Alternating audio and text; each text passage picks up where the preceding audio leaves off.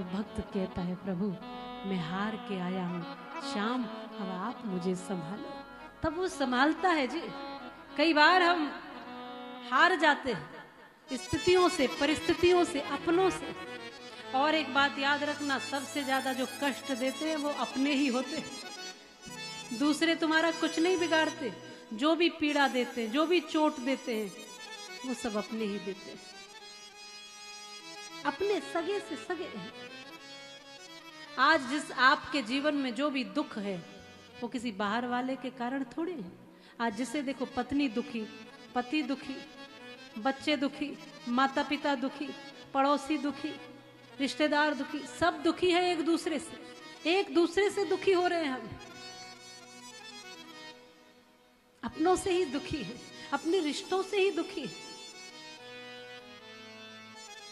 इसलिए जब कहीं कोई दिखाई न दे तो भक्त कहता है गोविंद अब मैं हार के आया।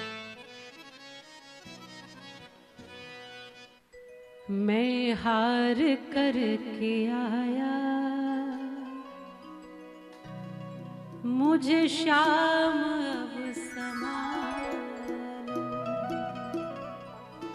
जिनके भी जीवन में कोई भी दुख है, कोई भी कष्ट है, किसी भी तरह से कोई जीवन में कभी हार गए हो, किसी भी तरह से किन्हीं के भी कारण आपको कोई पीड़ा हुई है, कोई चोट लगी है, कोई दुख लगा है, कोई भी जीवन में ताप है, कोई भी मुसीबत है, मुश्किल है, संकट है, आज आप बाबा श्याम के आगे हाथ फैला के और अर्जी लगा के कहो प्रभु मेरे पास तो अर्जी है, मेरे पास अर्जी है, तू स्वीकार करे न करे ये तेरी मर्जी है।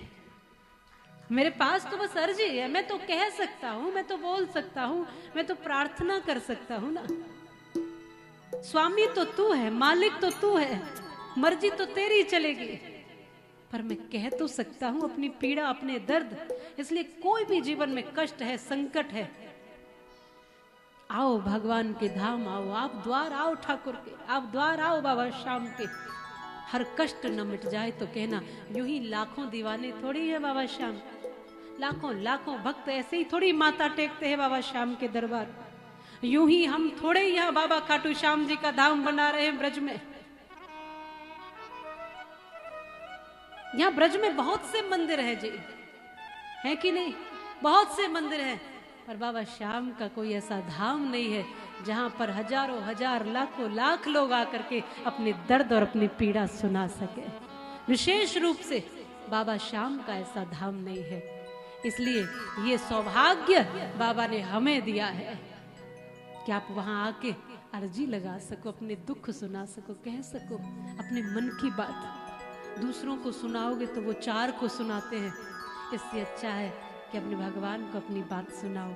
वो सुन करके मरहम भी लगाते हैं, लगाते हैं ना। इसलिए सब सुनाओ, ये कथा आपके लिए है। अपने मन की बात अपने भगवान को सुनाओ। हम यहां से बोल रहे हैं, पर एक बात याद रखना, हम आपको सुनाने के लिए नहीं बोलते।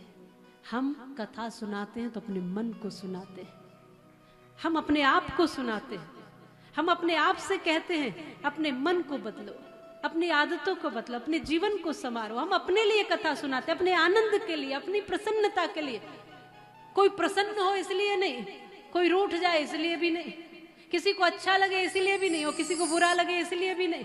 क्योंकि किस किस को आप मनाते रहोगे, किस किस को अच्छा लगाते रहोगे। किसी को गीत में आनंद आएगा, किसी को कथा में, किसी को दृष्टांत में, किसी को श्लोक में, किसी को चौपाई में। किस किस की सुनाते रहोगे और किस किस को सुनाते रहोगे। इसलिए अपने मन को सुनाओ, और आपने अपने मन को सुना लिया तो मन आपका श्री ठाकुर जी के चरणों तक पहुंचा देगा आपको। ये बात पक्की है। इसलिए कथा हम आपको नहीं सुना,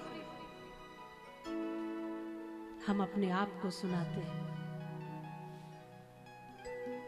और फिर जब आप चले जाते हो उसके बाद कई बार हम आपकी जगह पे बैठकर यहाँ पे वेद व्यास जी को महसूस करके खुद सुनने का प्रयास भी करते हैं।